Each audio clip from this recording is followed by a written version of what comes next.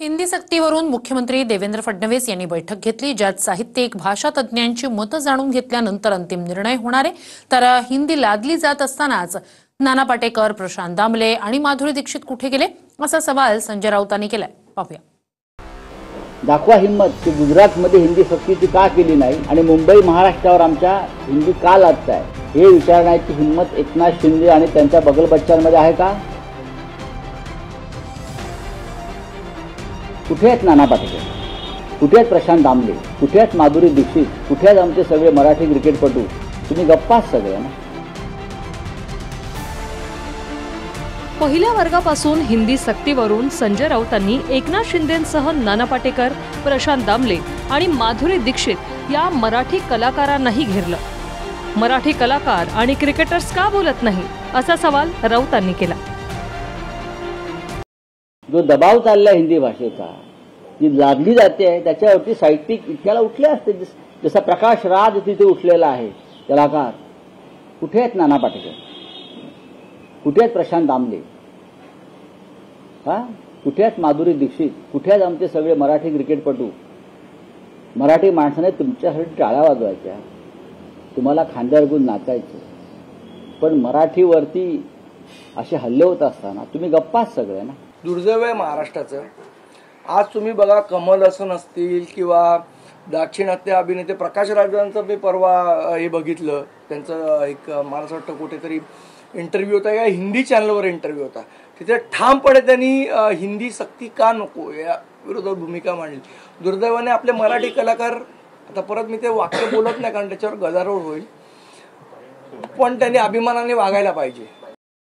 त्यांना मराठीला कोणी सुद्धा विरोध केलेला नाहीये, मराठी ही पहिली भाषाच आहे, परंतु कलाकार मात्र मला असं वाटतंय स्क्रीन सोडून या विषयावर डान्स करायला निघालेले आहेत। मराठी कलाकार स्क्रीन सोडून या विषयावर डान्स करायला निघालेले आहेत, लोकांमध्ये माध्यमांसमोर ट्विट करून। सांगायचं तात्पर्य, मराठी भाषा तर आहेच, त्यासोबत हिंदी म्हणजे दुसऱ्या दोन भाषा घ्यायच्यात, त्याच्यामध्ये इंग्रजी भाषा सुद्धा। पहिल्या वर्गापासून हिंदी सक्तीवरून मुख्यमंत्री फडणवीसांनी एकनाथ शिंदे आणि शालेय शिक्षण मंत्री दादा भुसेंसोबत बैठक घेतली। या बैठकीत भाषा तज्ज्ञ, साहित्यिकांशी बोलून निर्णय घेणार असं मुख्यमंत्री म्हणाले। त्रिभाषा सूत्रासंदर्भात साहित्यिक, भाषा तज्ज्ञ, राजकीय नेते आणि इतरही सर्व संबंधितांशी चर्चा करूनच अंतिम निर्णय घेण्यात येईल। मराठी भाषेचे अभ्यासक, साहित्यिक, राजकीय नेत्यांमध्ये सल्लामसलतीची प्रक्रिया पूर्ण झाल्यावरच अंतिम निर्णय होईल। काल मुख्यमंत्र्यांनी मीटिंग घेतली।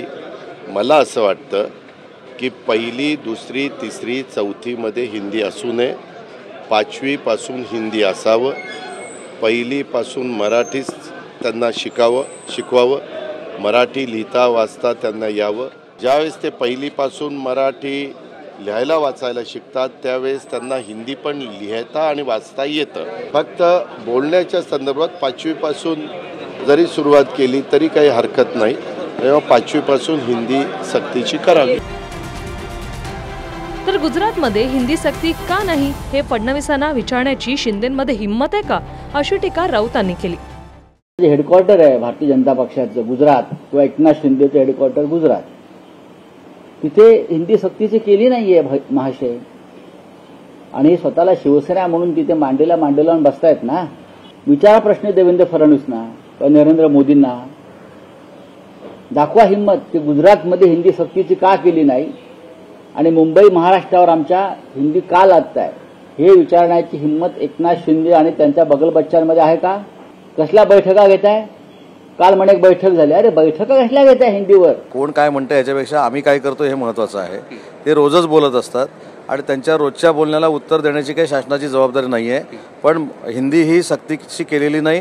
हिंदीच्या बाबतीमध्ये सगळी माहिती ही साहित्यिकांकडनं, साहित्यिकांशी चर्चा करून स्वतः दादा भुसे साहेब घेणार आहेत। हिंदीवरून मनसे आणि ठाकरेंची शिवसेना आक्रमक आहे। राज ठाकरेंनी तर चॅलेंजची भाषा केली। आता हिंदीवरून साहित्यिक आणि तज्ज्ञांची मतं जाणून घेऊन सरकार निर्णय घेणार आहे। Bureau report, TV9 Marathi.